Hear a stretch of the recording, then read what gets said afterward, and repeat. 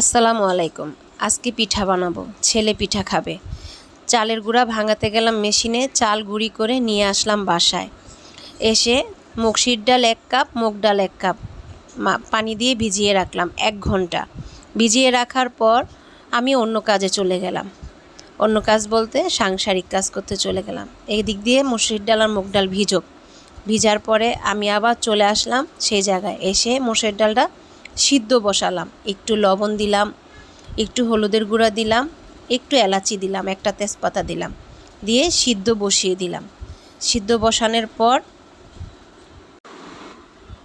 আমি আবার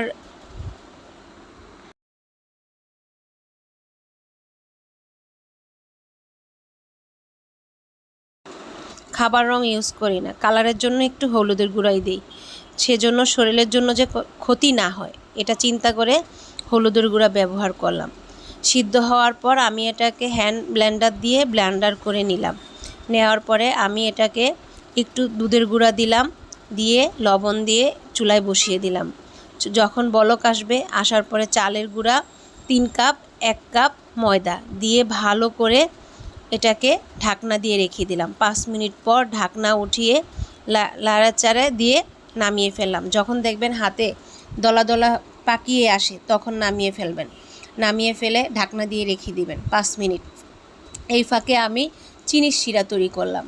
চিনির শিরা 4-5 কাপ চিনি, আমরা যেরকম মিষ্টি খাই ওরকম দিছি, আপনারা আপনাদের মন মতন চিনি দিয়ে নেবেন। চিনির শিরা দিয়ে দিলাম। চিনির শিরা ঘন হয়ে একতার যখন হয়ে আসবে তখন চিনির শিরাটা নামিয়ে ফেলবো। নামিয়ে ফেলে চিনির শিরাটা একপাশে রেখে দেব। এই ফাঁকে আমি পিঠা বানাতে চলে গেলাম। পিঠা বানিয়ে সুন্দর করে যা পারছি মনের মাধুরী দিয়ে একটু পিঠাটাকে ডিজাইন করে নিয়ে আসলাম। আসা তেল বসালাম। তেল যখন গরম হবে তখন তেলের উপরে পিঠাটা দিয়ে দিলাম।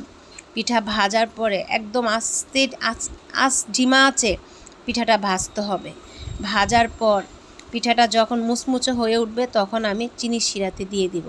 চিনির শিরাতে দিয়ে বাস গরম গরম এপিট ওপিট লাড়ে চাড়ে আবার উঠিয়ে ফেলবো আরেকটাতে। এইভাবেই হয়ে গেল মুখপাক্কন পিঠা। আমার ছেলের খুব পছন্দ এবং আমার হাজব্যান্ডেরও খুব পছন্দের পিঠা। জানি অনেকে অনেক রকমভাবে বানায়, আমারটা একটু অন্য রকমভাবে আমি বানাইলাম। সবাই একটু খেয়ে দেখবেন কেমন হয়। আর যদি ভালো লাগে ভিডিওটা, আমার ভিডিও সাবস্ক্রাইব করে দিবেন। আর যদি ফেসবুক পেজ থেকে দেখেন, লাইক এবং কমেন্ট করে দিবেন। প্লিজ আপনারা কেউ আমার ভিডিওটা যদি ভালো না লাগে স্কিপ করে চলে যাবেন, কোনো সমস্যা নেই, কিন্তু খারাপ কোনো মন্তব্য করবেন না। আল্লাহ হাফেজ। আসসালামু আলাইকুম।